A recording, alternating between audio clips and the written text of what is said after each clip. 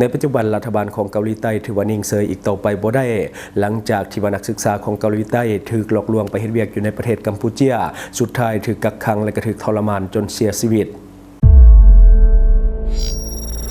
Time to share D+ ผลิตภัณฑ์ปกป้องตับจากเครื่องดื่มแอลกอฮอล์สวัสดีท่านผู้ชมกลับมาพบกับรายการ Time to Share สำหรับพวกข่าวที่เราอยากจะนำเสนอในมื้อนี้ก็คือเกี่ยวข้องกับเรื่องของการออกมาเทคแอคชั่นของผู้นำเกาหลีใต้ที่ว่าเกี่ยวข้องกับเรื่องของนักศึกษาตอนที่ว่าเสียชีวิตอยู่ในประเทศกัมพูชาที่ว่าถูกแก๊งสแกมเมอร์หลอกให้มาเฮ็ดเวียกแล้วก็มีการกักขังแล้วก็มีการทรมานจนเสียชีวิตในที่สุดคือในตอนนี้ผู้นำเกาหลีใต้ได้สั่งลุยทุก2ทางเพื่อที่จะปกป้องสิทธิของพลเมืองของตนเองที่ว่าอยู่ในประเทศกัมพูชาทั้งอยู่แบบถูกกฎหมายและผิดกฎหมายหรือว่าตกเป็นเหยื่อของแก๊งคอลเซ็นเตอร์ในวันที่ 14 ตุลาคม 2025 ชาวเกาหลีใต้ได้ฝดเดือดทั้งประเทศหลังจากเกิดคดีสะเทือนขวัญก็คือนักศึกษามหาวิทยาลัยชาวเกาหลีใต้ที่ว่าเป็นเพศชายถูกหลอกไปเฮ็ดเวียกอยู่กัมพูชาก่อนที่จะถูกแก๊งสแกมเมอร์จับขังและก็ทรมานจนเสียชีวิตอย่างโหดเหี้ยมจุดชนวนให้ประธานาธิบดีอีเจมยองก็คือสั่งระดมปฏิบัติการ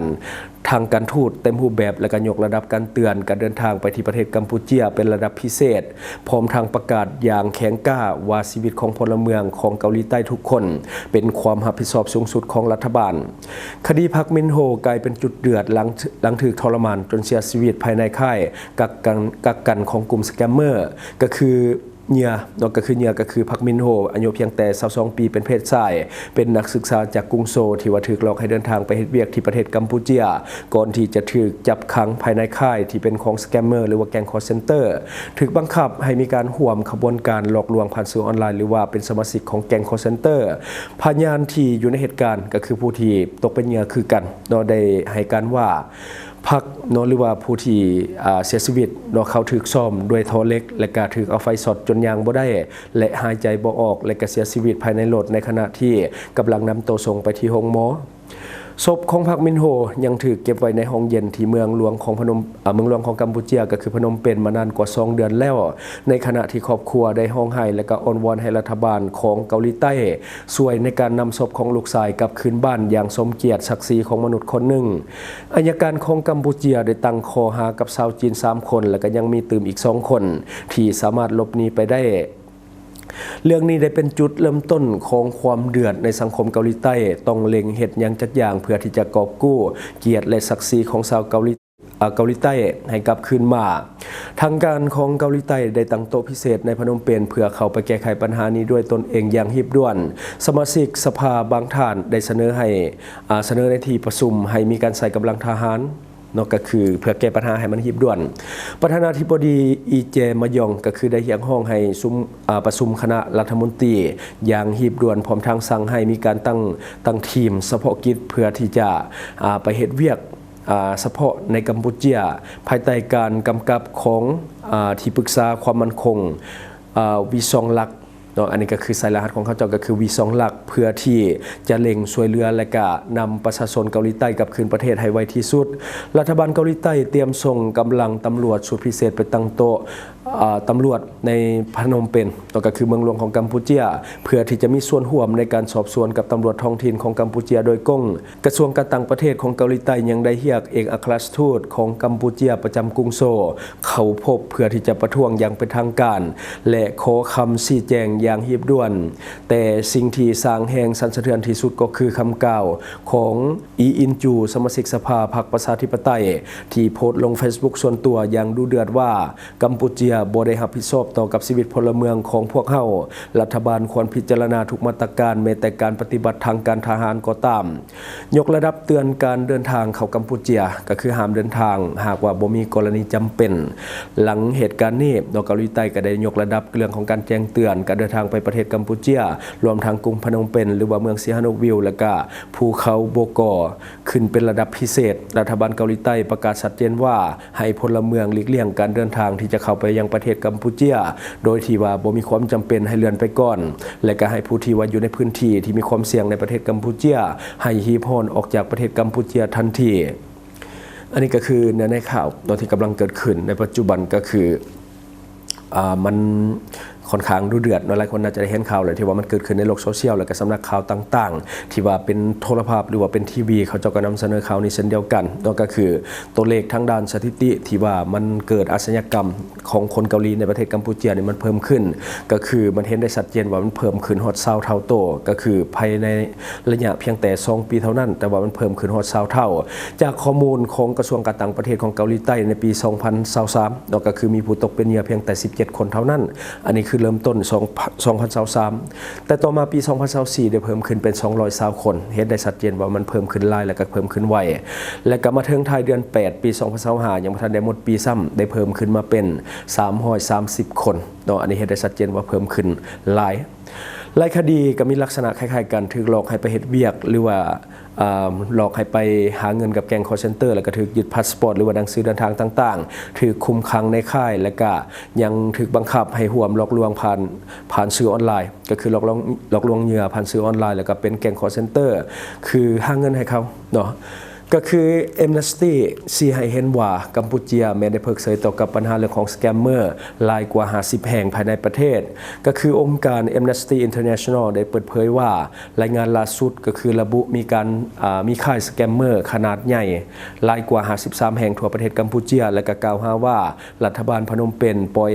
ปละละเลยจนเกิดปัญหาลุกลามเป็นปัญหาระดับภูมิภาคไปแล้วคือในตอนนี้รัฐบาลเกาหลีใต้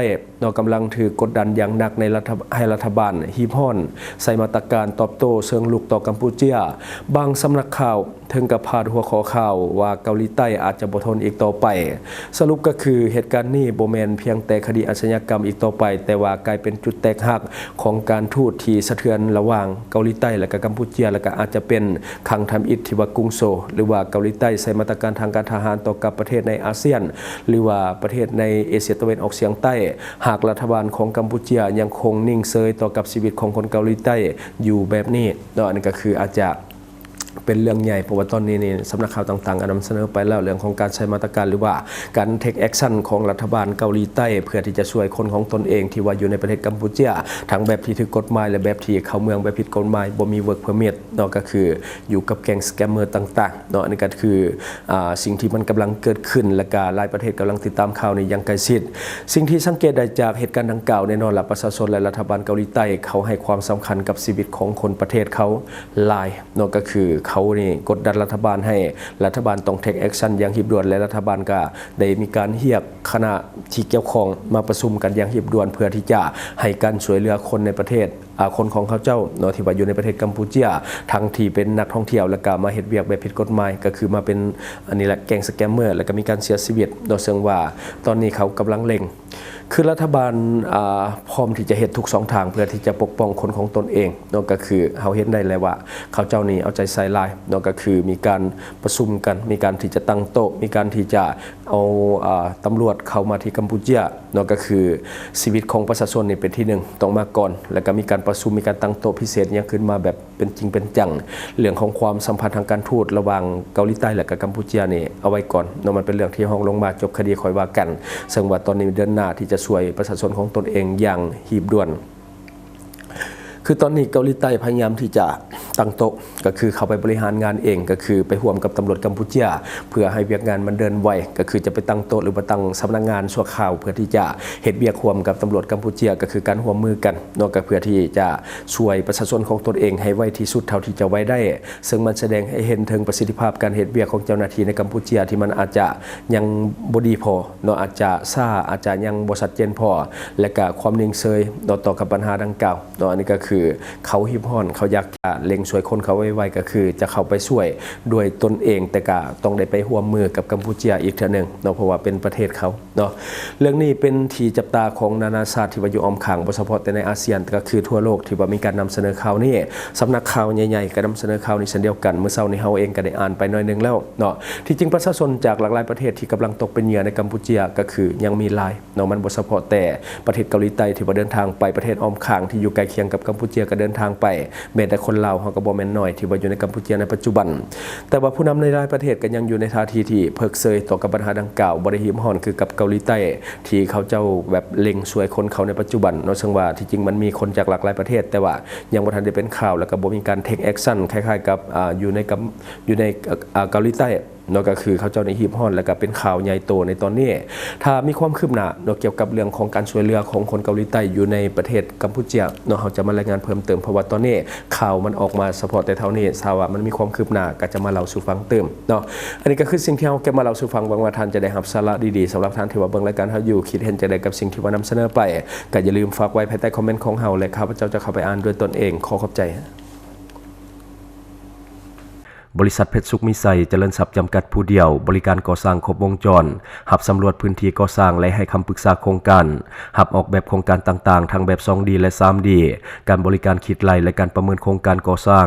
หับเป็นที่ปรึกษาโครงการก่อสร้างต่างๆสำหรับท่านใดที่สนใจอยากใช้บริการกับบริษัทเพชรสุขมิไซเจริญทรัพย์จำกัดผู้เดียวสามารถติดต่อที่เบอร์ 02055662255 หรือ 02077776451 หรือท่านจะเข้าไปเบิ่งผลงานที่ผ่านมาของบริษัทพวกเราได้ที่แฟนเพจบริษัท PSMC จำกัดอยู่เมืองลาวใช้แต่เงินกีบลาวและส่งเสริมผลิตภัณฑ์ภายในเพื่อลดพรการนำเข้าสินค้าและแก้ปัญหาเงินตา Subscribe for more video.